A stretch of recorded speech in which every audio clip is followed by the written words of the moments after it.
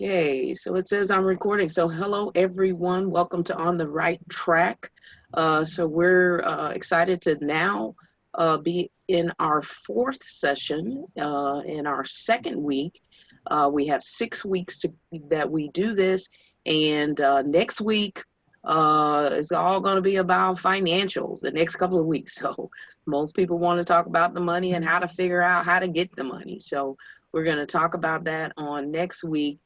We will touch a little bit on what we talked about the last session on Tuesday, talking about how to start your budget and figuring out what your startup budget is.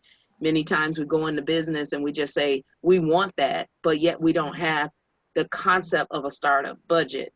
And so hopefully you guys have been able to work on your startup budget and really considering the cost and then figuring out where's that money coming from. So that's why we had you to do your personal budget sheet as well, so that you can figure out where the money is coming from. And then, of course, we're going to talk about, we're going to have you talk about who you think your competitors are, maybe that you've done a competitive analysis of who your competition is.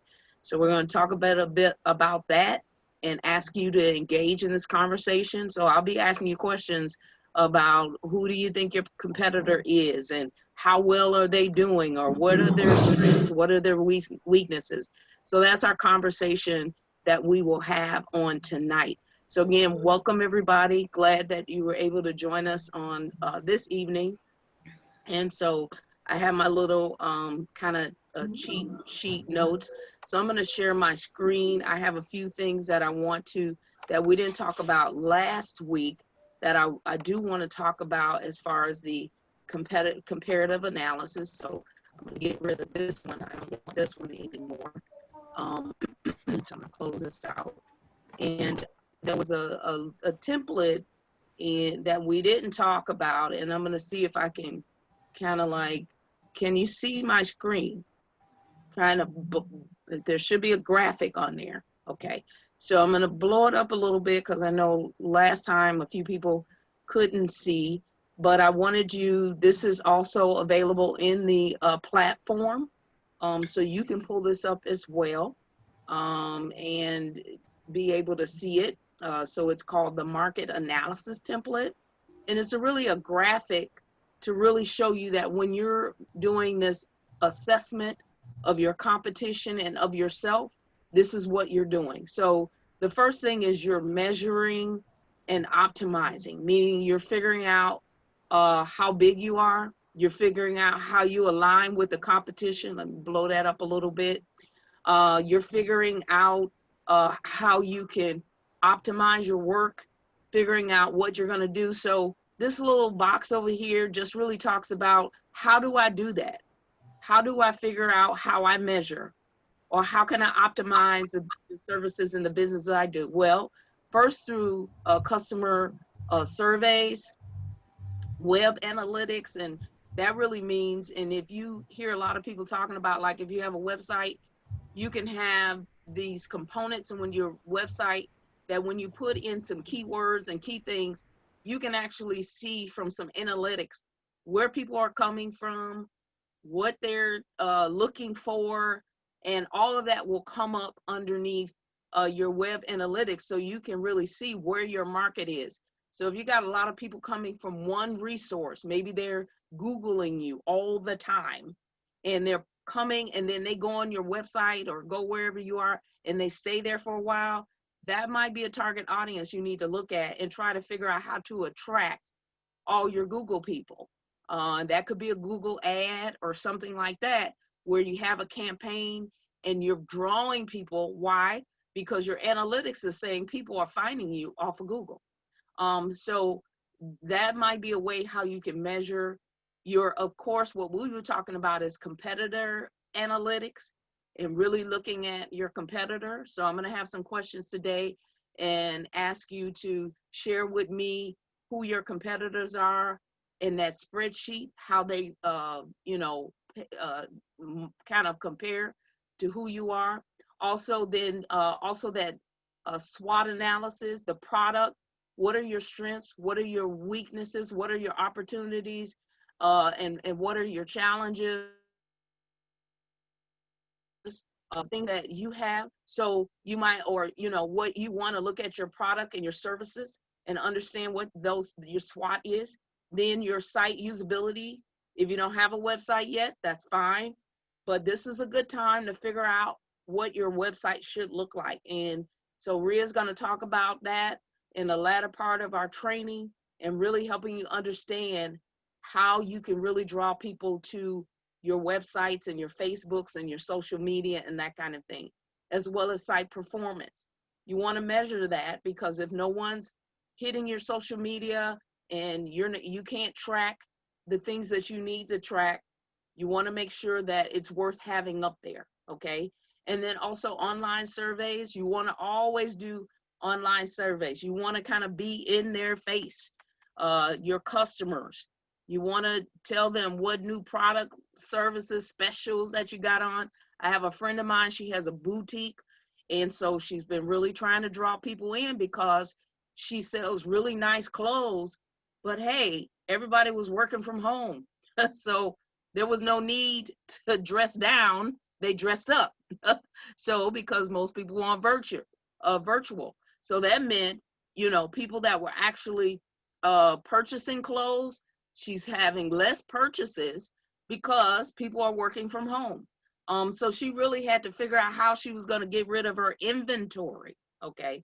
And so that meant these last few weeks, she's been blasting specials. So yesterday was a $35 on everything in the store. Okay. So I missed that special. I told her, hey, I need you to put me some stuff aside because I want that $35 special. But she's doing that, and she's sending out blasts. She's putting it on her Facebook. She uses a lot of Instagram and all these other things to reach her customers so that she can draw people into the store. Because once she gets them in the store, normally people will see other stuff that they want. So that's a good way to do some online services and surveys and ask people, what do you like? What don't you like? How can I be better? What kind of services are you looking for? What kind of products are you looking for? So periodically, you should do these online surveys. And then what's your company culture? So everybody has a different culture. Everybody has some cultures are really strategic and they don't go out of bounds. The company is what the company is, but some companies are really laid back, really flexible, and it works for them because maybe their audience is the same way. So you need to know that.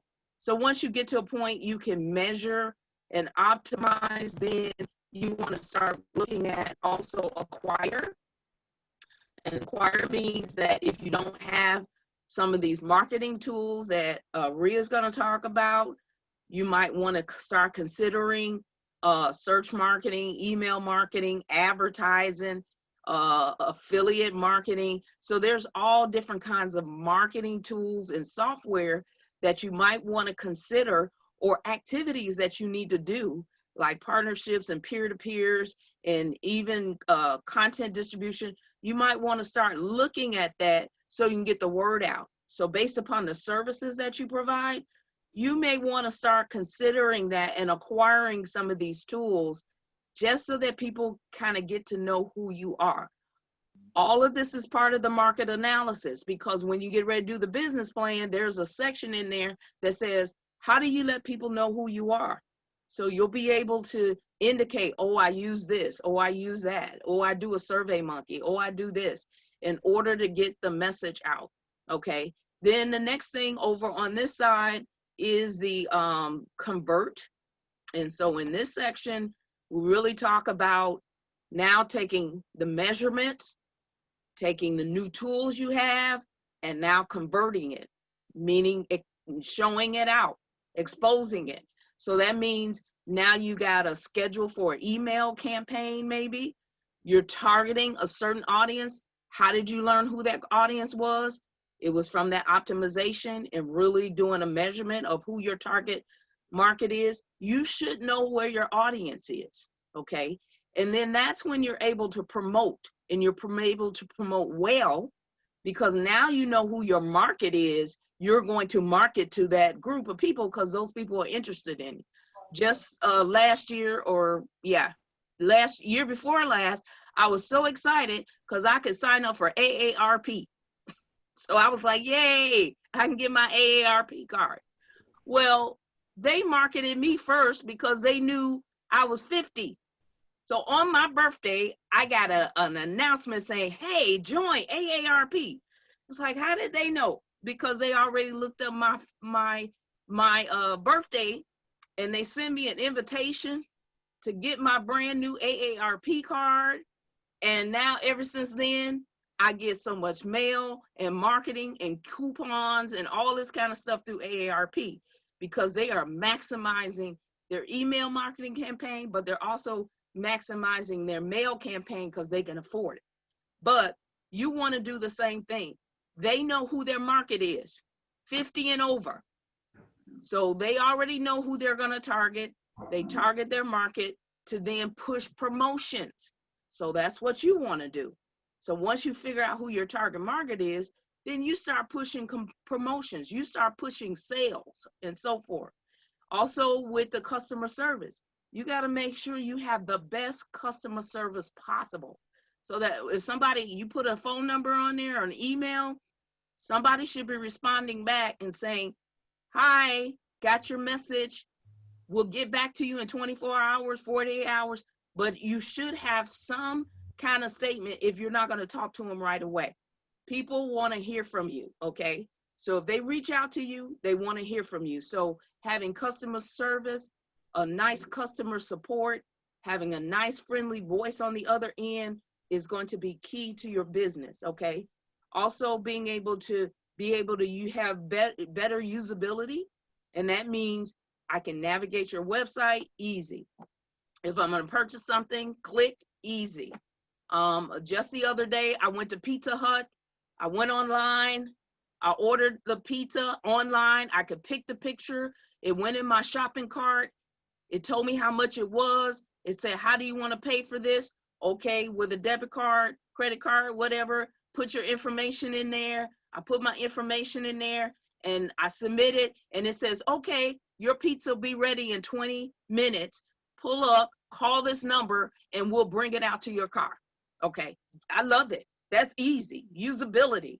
I can do it online, do it on my phone. So even with this COVID and all these things, as you pivot your business, you may have to move to that place of online and being able to get your customers engaged online, and then making sure that it's easy. If I go somewhere and it's really hard for me to figure this thing out, I'm out. I'm dropping it. I can go somewhere else. So you never want your customer not to be able to get your information and use it well. Then your payment options, like I told you with Pizza Hut, it gave me the option of a credit card, it gave me the option of a debit card, and it gave me an option if I wanted to pay cash on site. So you got to give people options, so that then they have the option of what they choose and they can process their payment. Search market is another, you got to have those engines that I spoke of, that you able to search your market, but also you're able to see what other people are doing.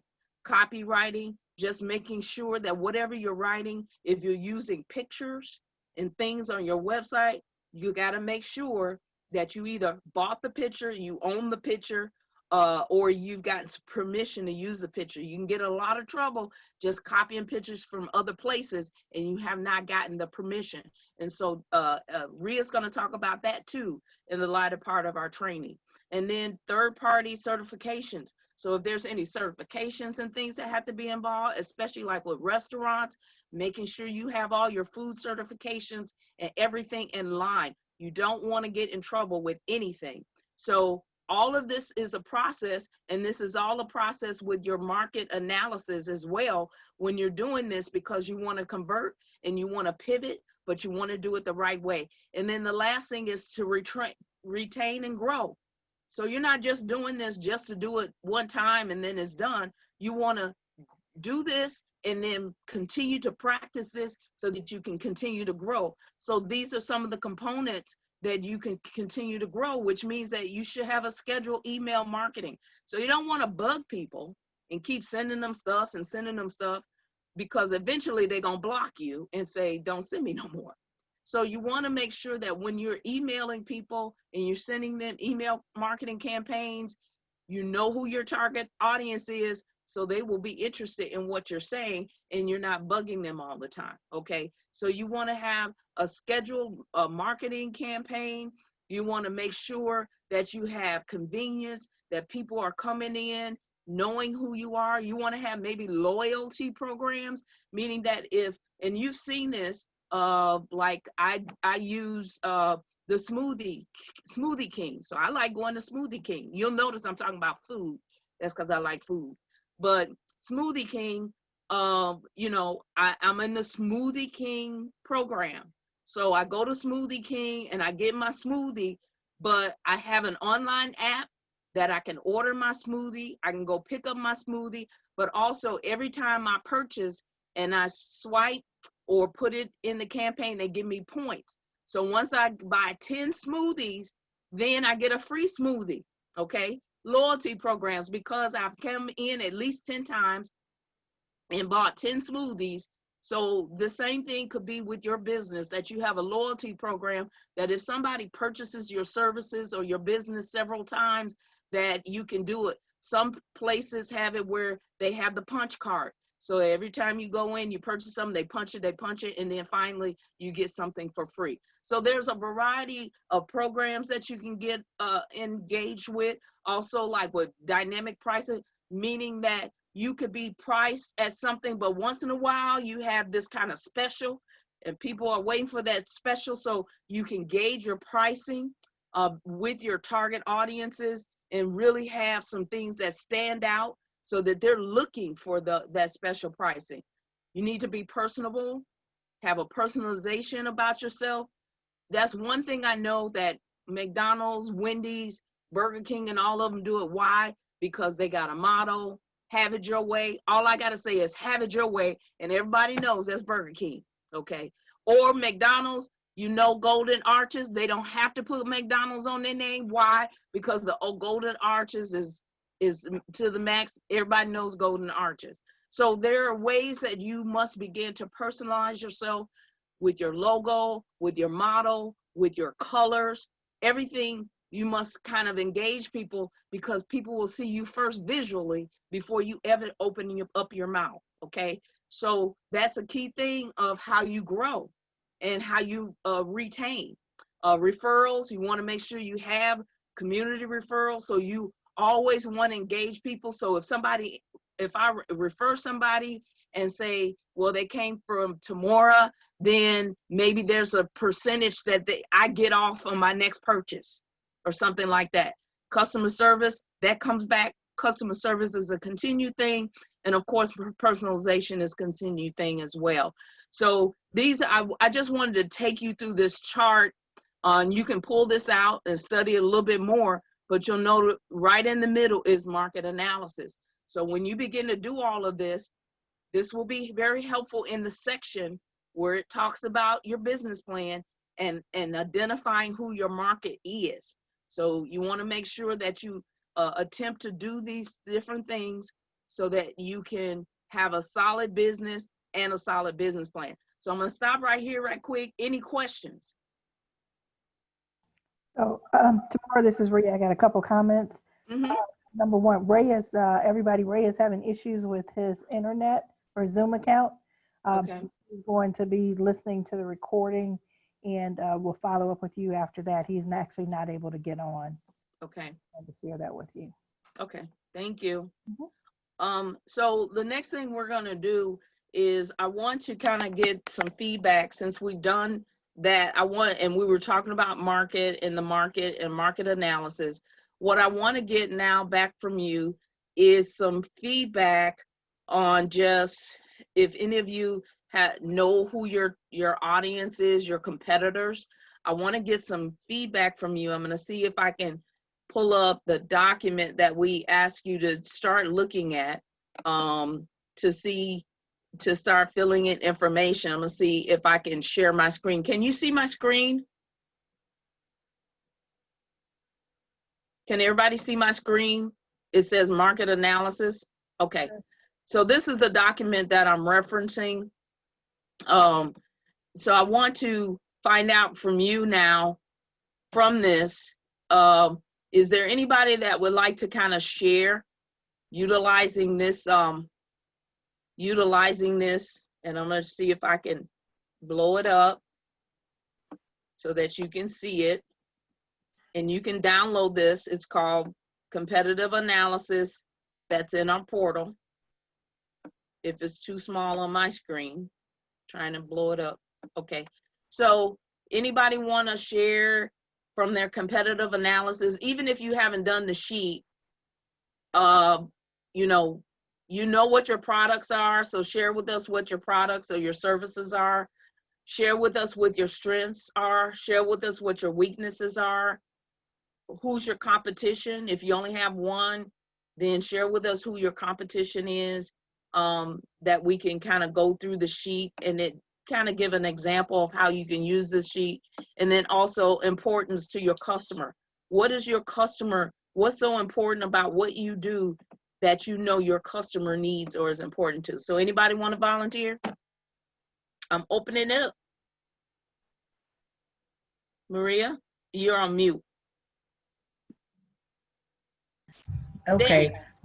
All right. I think Rodney raised his hand, but I'm going to try to, I guess, affix my business to this to see if you can probably assist me in completing this, because I can only get to some portion there. So my business is a vacation rental. So it's like, you're renting a space. Okay. I don't know if I guess my strengths would be, I'm not sure, other than providing a very clean, safe, and secure facility. Yep. My weakness would be maybe not being able to, or not acquiring 7-day.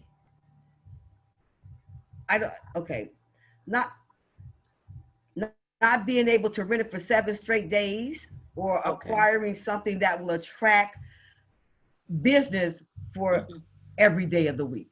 Okay.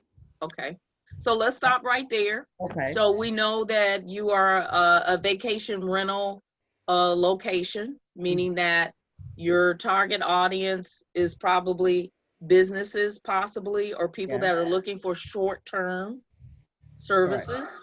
Right. So your strength is that it's a clean location, it's a safe location, a convenient location. Also, if you've done an assessment of your pricing, is your pricing a little bit lower or is it a little bit higher than your competition? So that might be a strength or a weakness. Right. You can indicate pricing as well. But now your weaknesses is if it's not really a long-term location, so that if they can't stay past 7 days, then that could be a weakness if other places are allowing you to stay a month or 2 weeks or 3 weeks. That could be a weakness, especially based upon your target audience, if they need to stay 14 days. So we already know what the 14 days mean, because when you come into Chicago, they tell people, if you're going to be here, you got to stay 14 days. Okay. So if you are not allowing people to stay 14 days, particularly those that are traveling from another state, then that might be a challenge, because if they're going to utilize your space, you have to have, or may need, some kind of policy that says, due to COVID, and this could change afterwards when everything is over with, but due to COVID, you do have options for a person to stay 14 days at least. So weakness could be right now you don't have that. That could be a weakness. But that's when you look at your competition and see what your competition is doing. So now, who would be your competitors at this point? The only competitors that I would have would be hotel facilities, a major hotel chain. Okay. So Okay. when you look at, or do you have any local competitors like motels, other smaller No, organizations that are closer to you? no.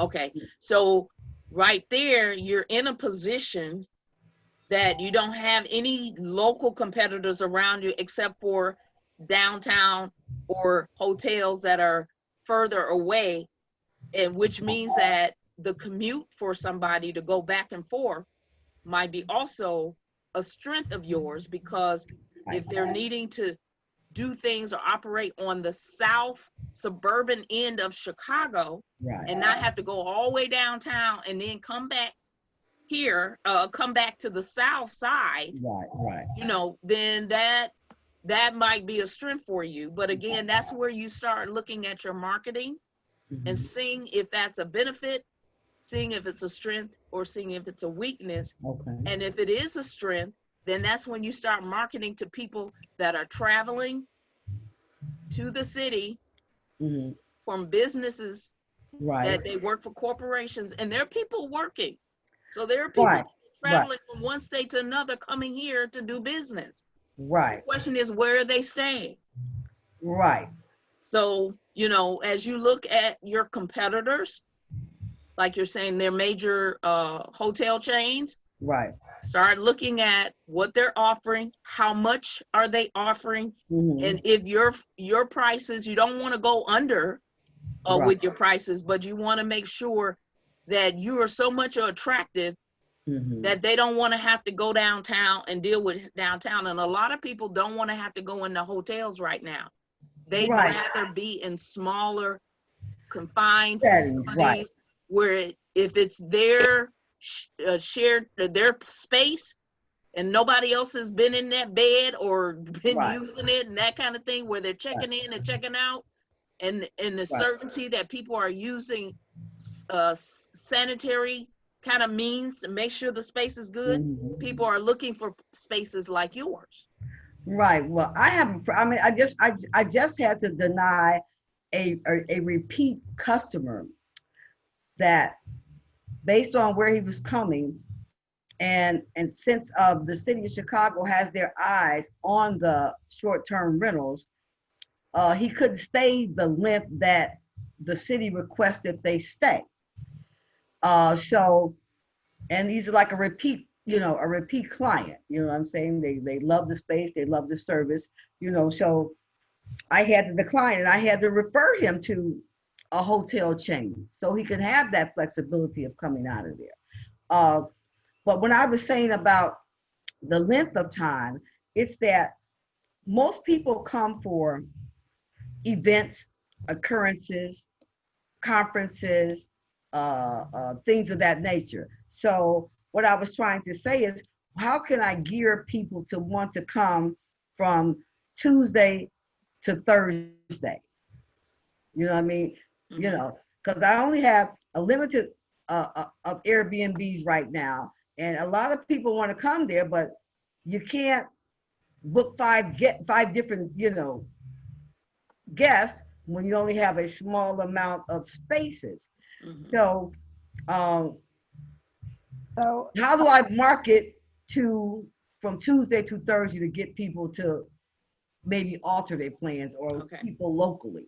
So Tor, let me jump in. So Sure. one of the things you can do is to identify local attractions that are in the area or just in Chicago, and see if you can build a relationship with them. So if they're Okay. offering some specials, you can say Tuesday through Thursday, and start to build that relationship, with the any place, museums, arts, restaurants, so that you can start to offer that, Tuesday through Thursday, also get you a special here, get you a special there. So you're doing packages. So you can look at some different package opportunities for that. Also, I was going to go back to one of the things that you said earlier. Take a look at other websites of same like institutions like yours, but in a different state. So don't just limit it to Chicago. Start to search your offering, but look out of state, look out of country, look in Europe, look other places where they may be offering something that's unique that we may not necessarily be offering in the States, that you can put a twist onto, something different. The other thing is, if you look over in the UK, let's say you glean some information from them, it might be something that we don't do in the States. So it's going to give you a competitive advantage. So start to reach outside of the nearness of your location. All right. Okay, That was thank great. you. That was great. Yeah. Thank you. Thank you. So I see in a comment, somebody wanted to know your location. Are you a bed and breakfast? Have you looked at other boutique hotels? And also they mentioned what Rhea was mentioning, that if you have 2-day or 3-day specials attached to a local event, and see if you can work and maybe attach a Groupon or something like a coupon or something to that also may be an attraction. Okay. Yeah. And where are you located? Your building's located in Inglewood, or? No, I have one in Bronzeville and Okay. one in West Town. Okay. The future ones will be in Inglewood. Okay. Okay. So, and are you bed and breakfast, or are you just solely shared space? It's pretty much shared space, but the one in West Town has a full kitchen, but they can request certain meals and things, you know, to be provided for them upon their arrival. And I'll even do certain items like, you know, eggs, cheese, or for vegetarians, we supply that as well. Okay, so our lovely chef that's on the line, Chef Nelly, she could probably be in collaboration with you. I was gonna say cahoots, but I won't use collaboration with you, because that might be part of your menu that somebody can order food, and it would be safe because then they could order it. She could prepare the meal for them and deliver it. Okay. Exactly. And she can use the access code to deliver it and place it in the facility. Right, exactly, when they arrive. Okay. Exactly. So there, if you have, do you have a microwave in your facilities? Yes. Okay. Refrigerators, microwaves, stoves, pots and pans. Okay. All of that. So it's just like if I'm at home and I'm in a timeshare or something, I have all my equipment and everything I need in my own space, and nobody else is, is it kind of one level, 2 level? Is it a lot of? Well, one is a 1 level. The one in West Town is a 1 level, is an entire apartment. Now the one in Bronzeville is a shared unit, but it still has its own refrigerator in that particular area, and its own microwave and its own bathroom and that kind of stuff, you know. Okay, wonderful.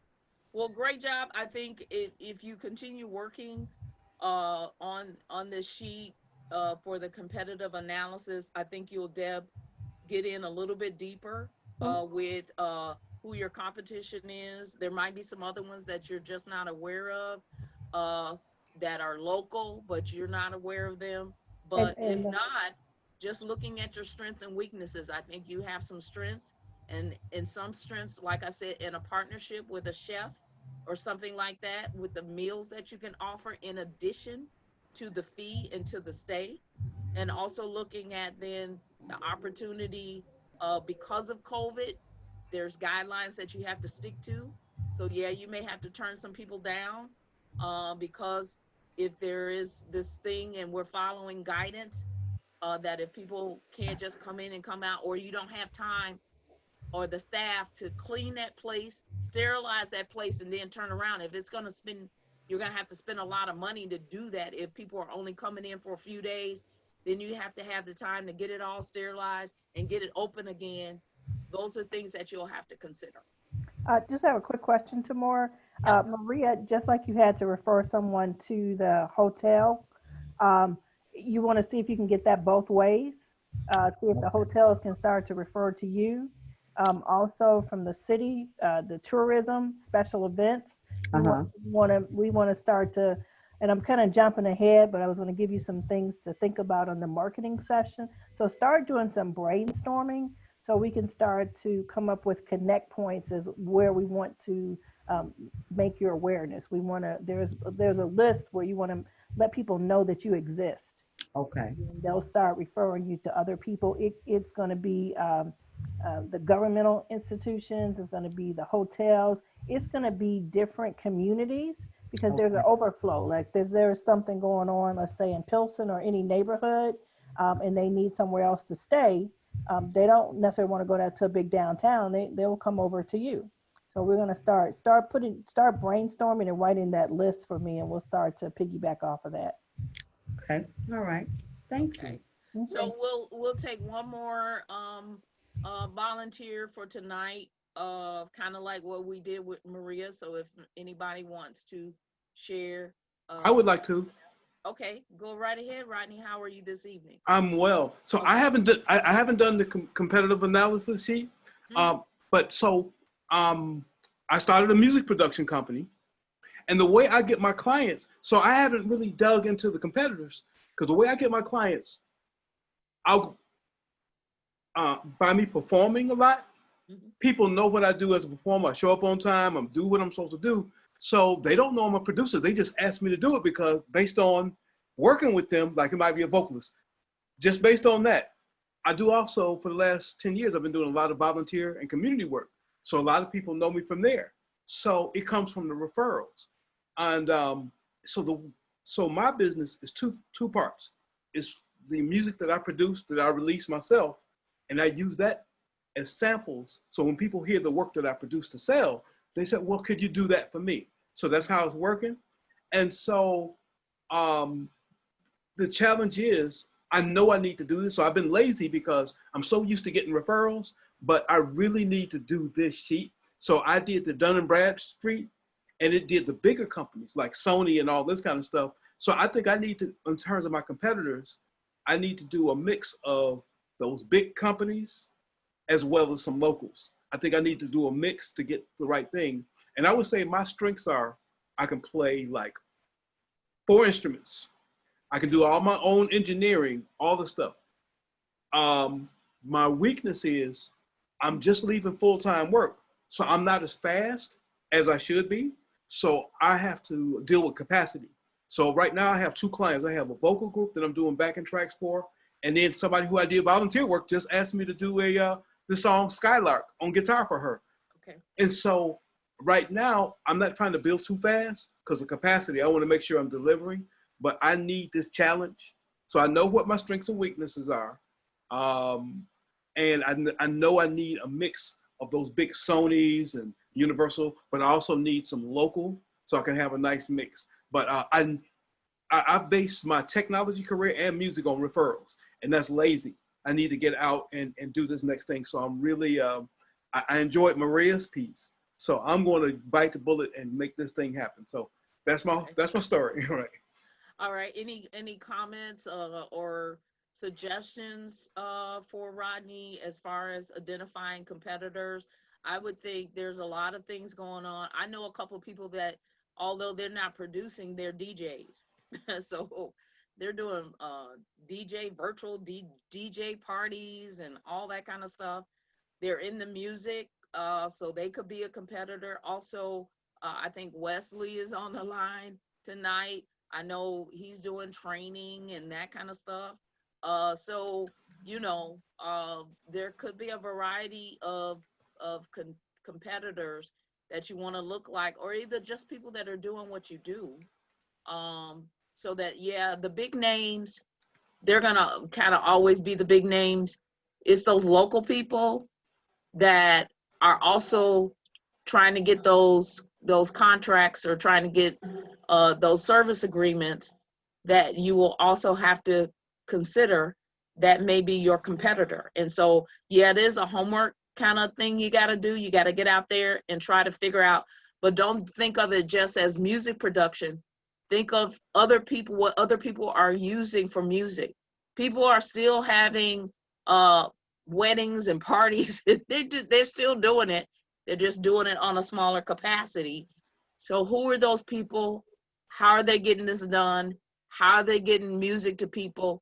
They're people that are still wanting music on their websites now, because now the website has become the reach.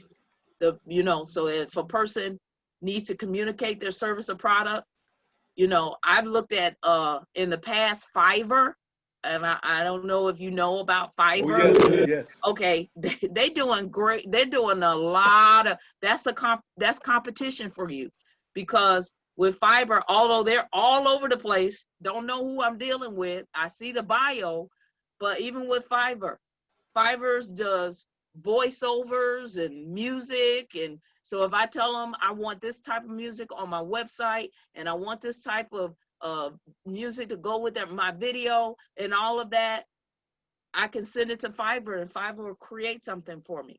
That's a competitor for you. But where your strength could be is that at least I know you're not overseas. I know you're right here. So that could be a strength because you're local. And so that you need to research like a Fiverr and see who's out there and what they're offering. So that's my suggestion. Reed or anybody else have any comments or thoughts? Yeah, I was just going to add, so piggybacking off the Fiverr piece, Ria, look at if that's an organization you want to join, because that's also going to be a resource for you. And then even though you've got these other folks out here as your competitors, you talked about building capacity. So start to look at and see who can be a collaborator. Because you want to, you don't necessarily have to turn away those opportunities, but if you've built a trusted team, then everybody's looking for opportunities where they can work and do business together. So look and see who can complement what you're doing or help you with the capacity building. I'm sure that'll work both ways. And Wesley is all of those things. That's my buddy. That's my birthday buddy. Right. Right. Yeah. Yes. Yeah. So that's a good thing to know, that you're working on building a stronger team, so that then as you get assignments, someone put in the chat, Sharon put in the chat that people are looking for personal content. So that's a strength when you're able to provide that. And also that the music content that is written can engage announcements, weddings, and etc.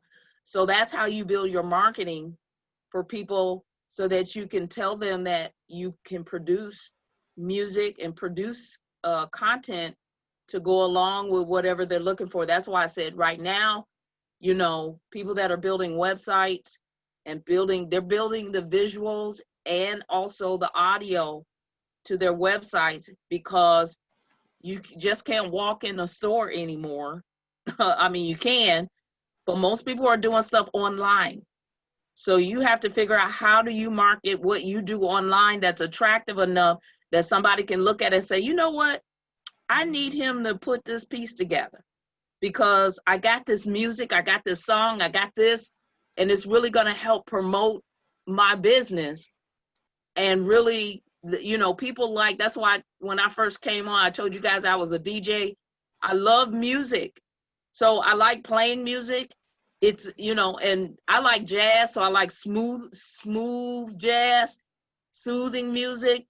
So if I was doing a website and I wanted to engage people when they came into my website, I would look for music like that as an opening, so that people can get on, that people can hear it, and then I can engage them in conversation or even an introduction, so these are the kind of things that, for your business in particular, find out who that target market is. Who is your target audience? That's why I said Fiverr, because even with Fiverr, they're doing a lot. They're making videos, logos, voiceovers. But they're all over the place. The last person I worked with, they were in India to do a video for me. Not a video, but a logo. So you can really take advantage of saying, hey, I'm in the States. You could really take advantage if the people in the city of Chicago, you could take a big advantage with a lot of those. So definitely, you want to do that. And what did you want to say, Rodney? I see you typed in something. Oh, my virtual assistant, my amazing virtual assistant who's taking over so many things for me, got me booked on the Business Spotlight on Club Stepping tomorrow at 4:15. Yeah. All right. So that's another channel. Yeah. Wonderful. Wonderful. And I know the person that started Club Stepping. He used to be a client of ours at the CDC. Wow. So, and when he was trying to get his radio station and all of that, we were very much engaged with him as he was pursuing that. So excited and glad to hear about that. And definitely we'll try to hop online and hear you Yes. on tomorrow at 4:15. Yes. All right. Okay. Thank you. So what I want to do is kind of pivot from this. Thank you both for sharing. And we hope that we'll do a little bit more of this. What I want to talk about though is your startup budgets. So I know some of you were working on that. Did anybody ever get into a place of really considering what their startup budget is going to be? Anybody? How, or either the question is, did you work on it? Was it hard? Was it easy? Was it, that would have been Ray's startup budget expense sheet. So it's in our list. So I wanted to know, with that budget, did any of you try to do the budget or work on the budget? Was it hard? Was it easy? Did you have any questions? I know Ray's not on the line, but hopefully we can answer any questions you may have had. Okay, can I? Yeah, go right ahead. Okay. Try to blow my screen up so you can see it. Okay. Well, for me, the startup budget, I guess I had to go with what I did to begin the business, okay? Since I'm like, kind of year and a half in. Yep. So I went back there and brought it to, I brought it to an end of a year, from which would have been like the half a year to December 31st. And then I did some projections from January 1st up into, I think, today. Okay. So I guess my confusion was I really didn't know how to start, in essence. So are we talking about, when you say startup budget, were you talking about starting from today with our class this year? So it was never clear as to where do you start the startup budget if you were already a pre-existing business? So basically, you want to look at this bottom portion down here where it says existing business only. Okay. So wherever you're recognizing now that you have to pivot. Okay. Okay. So now at this place, now with COVID, and my suggestion was this whole COVID thing started in February or March? March, yes. So I would say base it upon March of 2020. Okay. To the end of the year. Okay. What is your budget? Does your budget still look the same the way it looked last year? No. Okay. Right. So that's why you can do this sheet or look at last year's and do a comparison now with March of 2020 to the end of the year. What is your budget now? And so it's not necessarily a startup, because here you can put in cash, what your cash is, existing, what your accounts receivables are existing, if you have any prepaid expenses, accounts payable, so that you can figure how much money do I have on cash right now, right, with this COVID. Right. Okay. Go ahead. And I think I understood it to be that way because it's pretty much now it's actual. And I think the word budget is what threw me off, because when you say budget, you're talking about projections. Well, how can you make projections? You know what I'm saying? It almost has to be actual, month by month. That's how I understood it. Okay. Yeah, and so as an existing budget, you're going to compare actuals from what you actually had to what you're dealing with right now. And that's why it's kind of like, it's almost like what we call a startup budget for an existing business. You're taking what you have on hand right now, your cash and anything you got on hand, and now doing a comparison of what last year looked like to what this year looks like. And you're doing projections on now what this year's look like based upon how you're going to reach a target market. So last year, for example, last year, maybe you know, with your buildings or something like that, the acquisition now projecting a new building this year.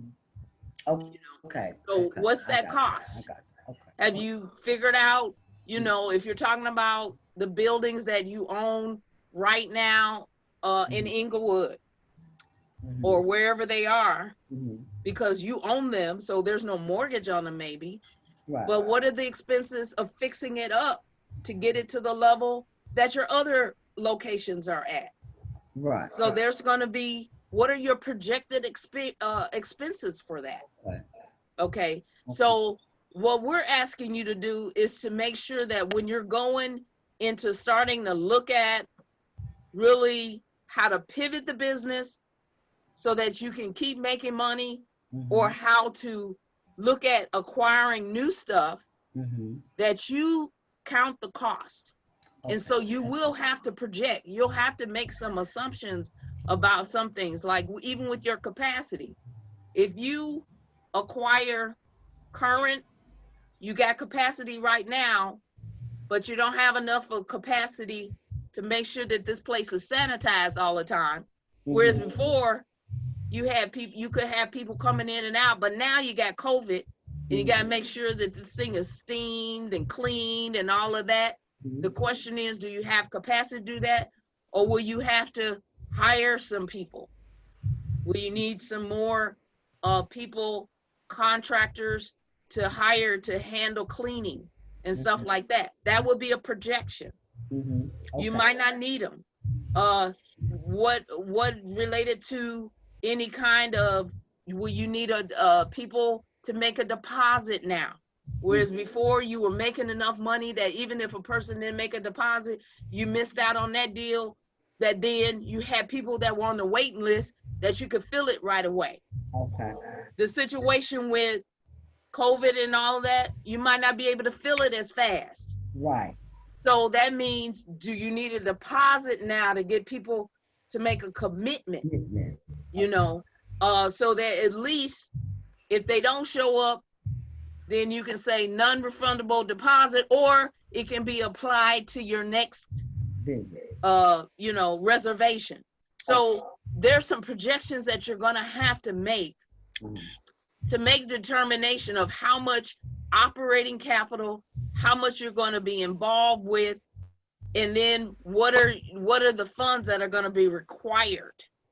Some of you might not have big funds because you own your own business, your own building, you have everything lined up, but it may mean that you need more supplies and promotion now. As we're talking, you know, as you're getting the word out, you might have to engage in more advertisement promotion to let people know who you are, where you're at, and to keep that flow going. Okay. So that was the reason why we wanted you to really look at either startup expenses. You'll notice on Ray's tab here, there's some other things. So that's the starting point. But the other Excel sheets talk about payroll. So if you're going to hire people, you can figure out what that is and how much they're going to get paid. Figure out the Social Security and the FICA and all of that. All that you can put in there so you can figure out how much money you're spending in payroll in the first year, how much money you're spending in the first through the third year. The other tabs, how much in sales are you making? Okay. And then also that goes out to sales for 1 and 3. So it's projections that you're just making assumptions that if I do this and I do it in this right way, I anticipate that every month I'm going to make at least $500. So you can hit it low or you can hit it high, but it's for you to be able to do these calculations to see what you're going to look like in 1 year or 3 years. And we're talking about 1 year starting out now because we're making a pivot. Okay. So we're talking about, you looking at from March to the end of this year, what does that look like? Since we're already in September, the question is, what have you been doing right now? If you haven't been doing much and haven't been doing a lot, then we already recognize that those numbers are not going to be high. Right. But since we're having the conversation about how to identify your target market and to try to begin to promote so that your target market can see who you are, this is the opportunity that you can say, you know what, I'm only getting one person a month to use my rental space. Mm-hmm. But my goal is to at least get 3 people a month. Okay. Okay. So when you anticipate that, it's just a projection. Okay. But how much is that person going to pay to stay at your place? So if I had 3 people and they're spending, I don't know, $250 to $500 for a stay, or a certain amount of stays times 3, then I get a number on how much I'm getting from those 3 people per month.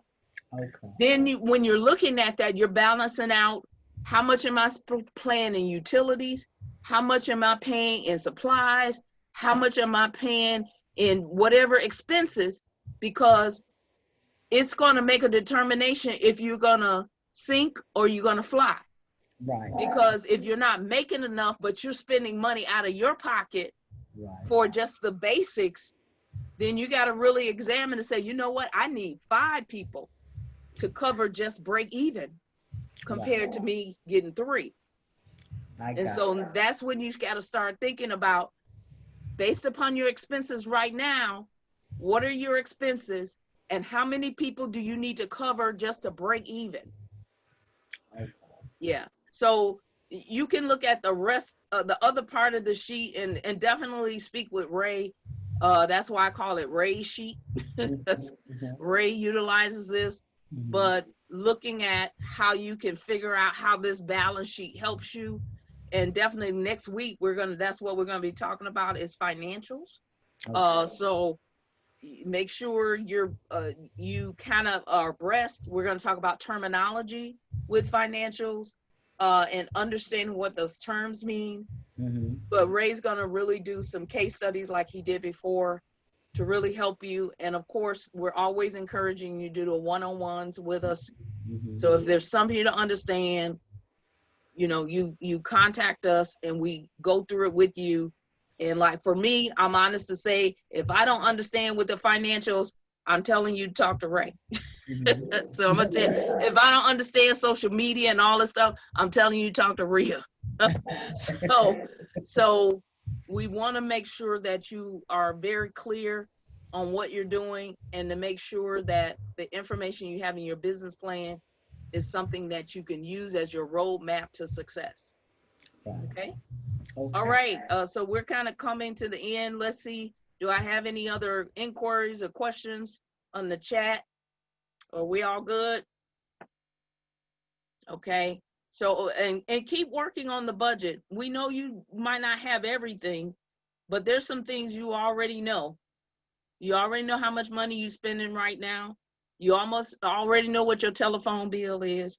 You already know what that light bill is. You already know what the electricity. So you got some money. You got some projections to put in right now, because you're running something. Even if it's out of your home, never disqualify your home as a workspace. So even if you're working at your home, what percentage of your home is your office, and that you can determine that 20% of your regular light bill goes toward the business.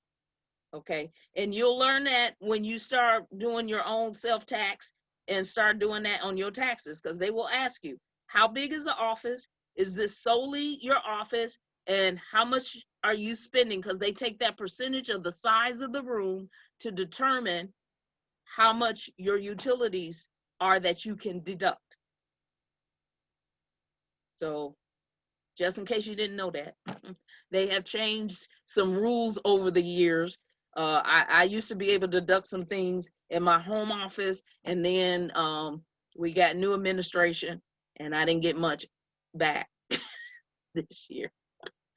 So Any other questions before we close out? Okay, no questions. This has been a great session. Rhea, did you want to comment on what they should get ready for the latter part of our training?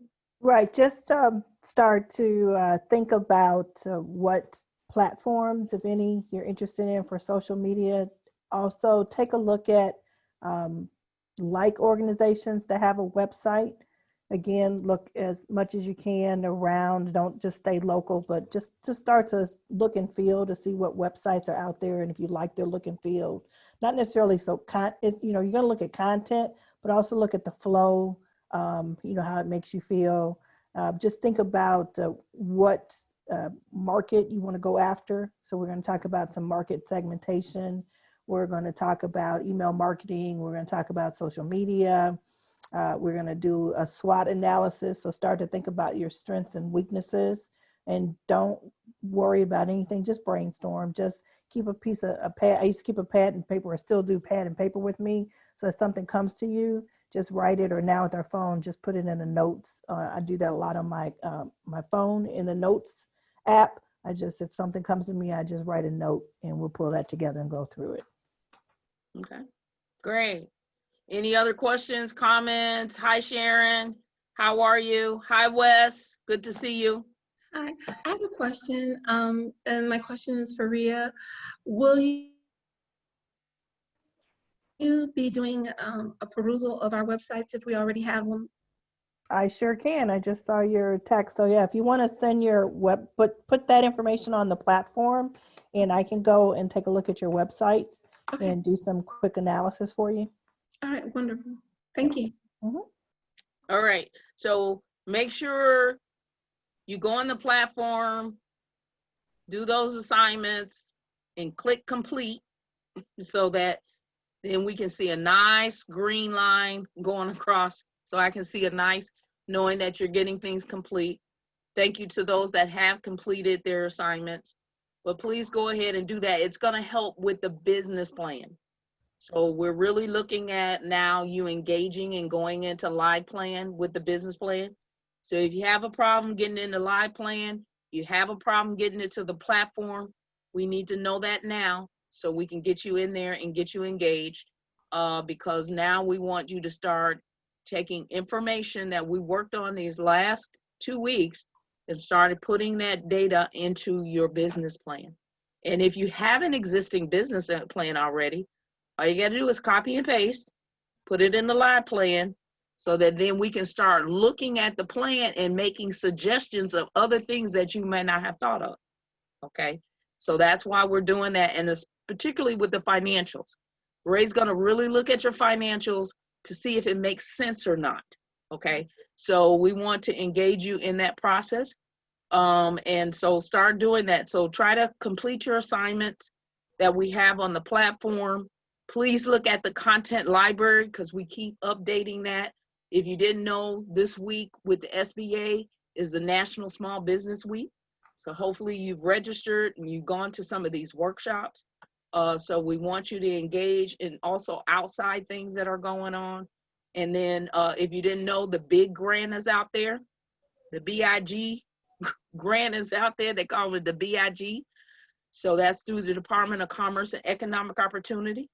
So if you want to apply that, it's for solo entrepreneurs, it's for nonprofits, it's for a whole bunch of people. And they changed some of the protocol so that it might be a little bit easier to get the grant. Okay, so make sure you apply for that because it's gonna, I forgot what the deadline is, but it's gonna end fairly soon. And they're gonna make decisions, I think, sometime the latter part of October or November. So you want to make sure, try it anyway. Just put it in anyway. You never know. So there's plenty of opportunities that are out there. Stay in tune with our website because we have a lot of stuff coming up with Microsoft and some other trainings that we're talking about doing. So you want to stay engaged with us so that we can send you what's going on as it relates to other trainings and other opportunities. Okay? All right. Thank you so much. I went over 5 minutes. So please apologize, but Thank you guys for being online sharing. We will be right back here on Tuesday at 6 o'clock. We'll also, over the weekend, send you a recording of this so that you can revisit. And of course, if you have any questions, you know how to reach us. Shoot us an email, do a one-on-one, and we'll get it done. All right? So everybody, thank you, Derek and Miss O, for sitting in our team at Greater Inglewood CDC. Thank you for joining us, and we'll see you next week. Bye-bye.